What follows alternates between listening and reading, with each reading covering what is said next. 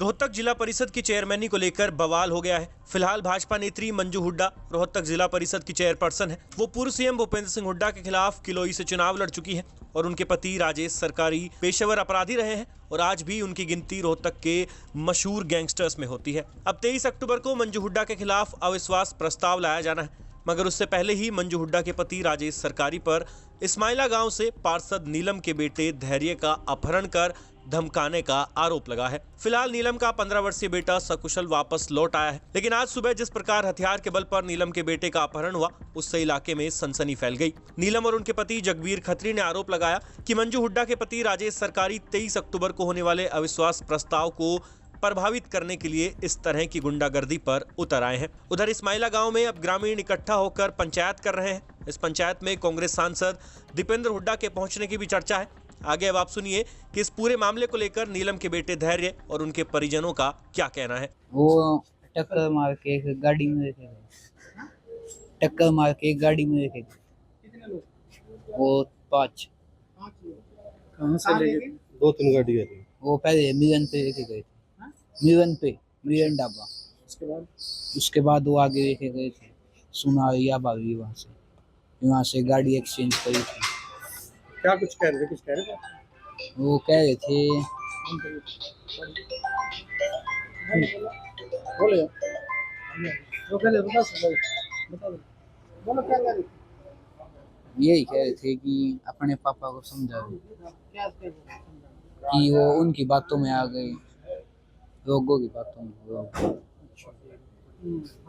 Election का कह रहे थे, वो परसों इलेक्शन है, उस बारे में ऐसे कह रहे थे कि परसों के बाद देख लेंगे कौन क्या। अच्छा, फिर छोड़ गए? किस टाइम छोड़? मिलन पे ही छोड़ के गए। कितनी देर? मिलन पे उन्होंने छोड़ा था, फिर ये गाँव के लेने आए थे।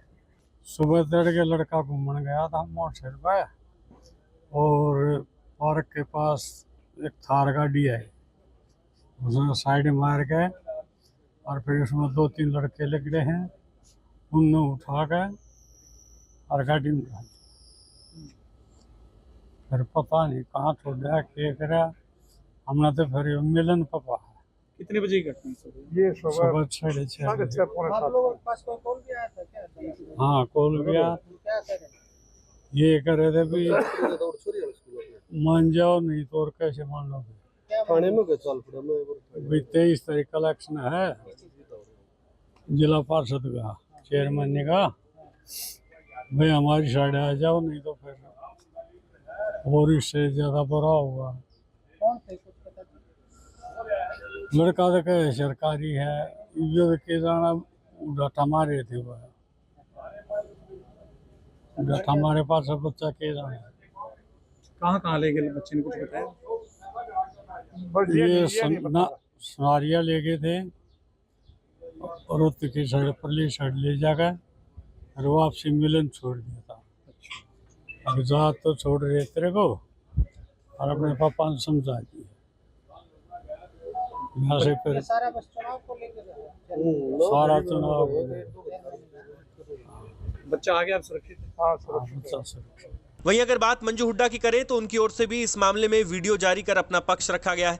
मंजू हुड्डा का कहना है कि उनका नीलम के बेटे के अपहरण से कोई लेना देना नहीं है। नमस्कार। सुबह से भाई मेरे पास कई मीडिया साथियों का फोन आ चुका है कि भाई जो हमारे पार्षद हैं नीलम, उनके बेटे को किसी ने अगवा कर लिया है और वो मैडम आपका नाम ले रहे हैं या आपसे जुड़ी सारी चीजें बोल रहे हैं। तो मैं आप सभी को ये बताना चाहती हूँ मीडिया के माध्यम से कि मेरा इन सारी बातों से कोई लेना देना नहीं है।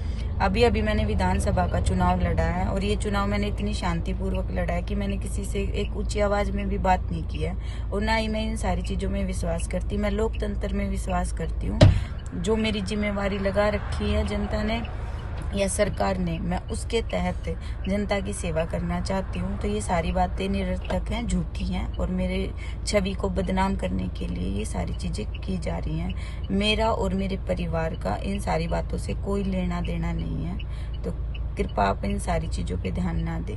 जानकारी के लिए आपको बता दें कि रोहतक जिला परिषद की चेयरपर्सन मंजू हुड्डा के खिलाफ 14 में से 10 पार्षद अविश्वास प्रस्ताव की मांग को लेकर ज्ञापन दे चुके हैं। ऐसे में अब ये पूरा मामला इस बात पर टिका है कि 23 अक्टूबर को अविश्वास प्रस्ताव के दिन मंजू हुड्डा की कुर्सी जाएगी या फिर बची रहेगी। रोहतक से हरियाणा तक के लिए सुरेंद्र सिंह की रिपोर्ट।